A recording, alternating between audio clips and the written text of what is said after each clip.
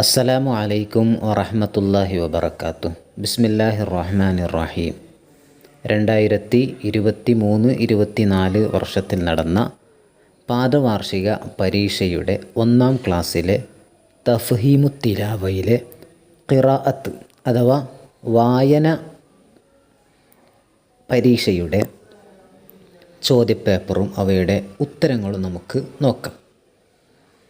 ഇതിലൂടെ തഫ്ഹീമു തിലാവ ഖിറാഅത്തിൻ്റെ ഭാഗം ഏത് രൂപത്തിലാണ് പരീക്ഷയ്ക്ക് വരാവുന്നത് എന്നും കൂടി മനസ്സിലാക്കാൻ സാധിക്കും.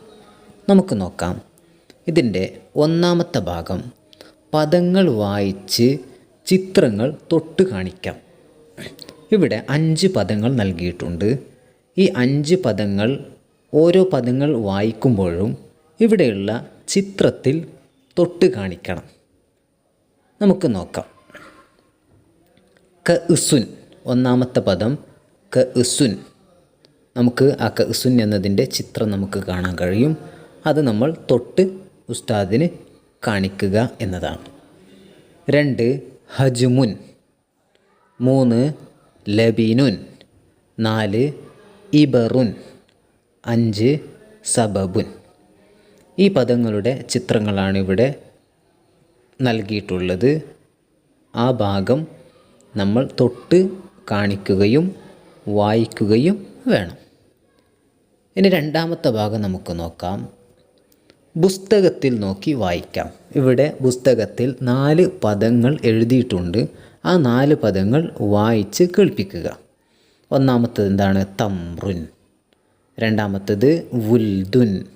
3-ാമത്തേത് ഹൂദുൻ. 4-ാമത്തേത് മാലുൻ. തംറുൻ, വുൽദുൻ, ഹൂദുൻ, മാലുൻ. ഇനി നമുക്ക് 1-ാം ക്ലാസ്സിലെ തഫ്ഹീമു തിലാവയിലെ കിതാബത്തിൻ്റെ ചോദ്യപേപ്പർ നോക്കാം. ഇതിൽ ചോദ്യം വരാവുന്ന രൂപവും കൂടി നമുക്ക് മനസ്സിലാക്കാം.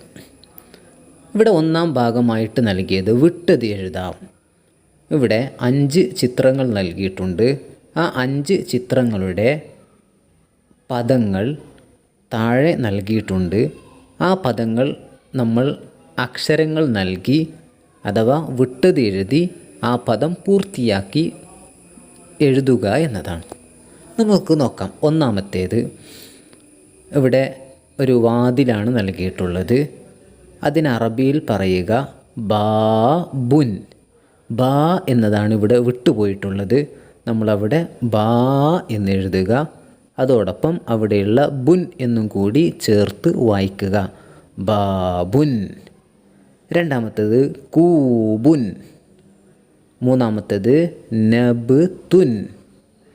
4-ാമത്തേത് വർദുൻ. 5-ാമത്തേത് ദൽവുൻ. ഒന്നുകൂടി നോക്കാം.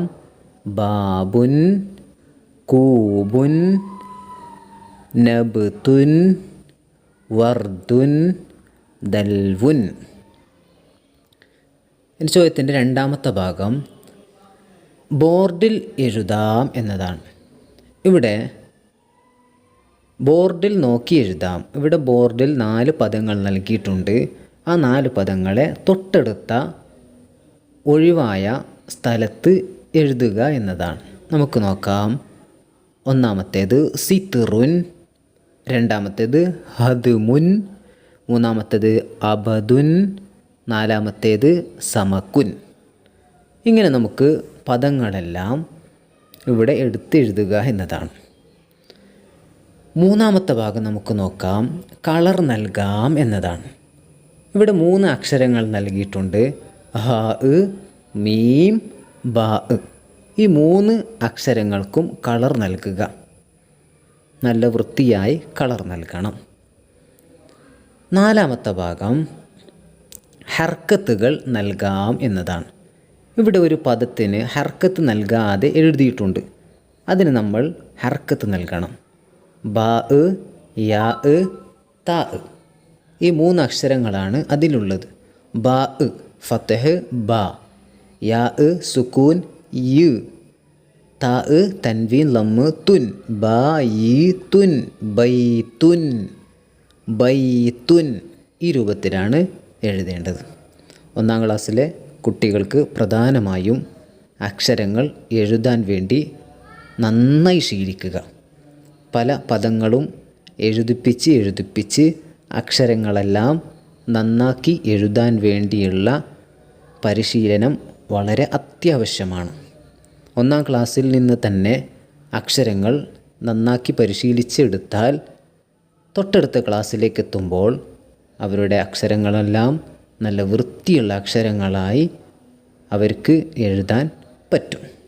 കൂടാതെ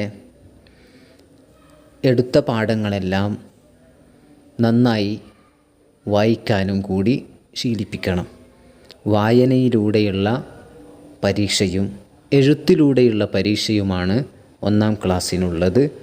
അതുകൊണ്ട് എഴുത്തും വായനയും നന്നായി പരിശീലിപ്പിച്ച് കുട്ടികൾക്ക് നന്നായി മാർക്കെടുക്കാനുള്ള വഴി രക്ഷിതാക്കളും അതേപോലെ തന്നെ ബന്ധപ്പെട്ടവരും അതിനുവേണ്ടി പ്രയത്നിക്കുക.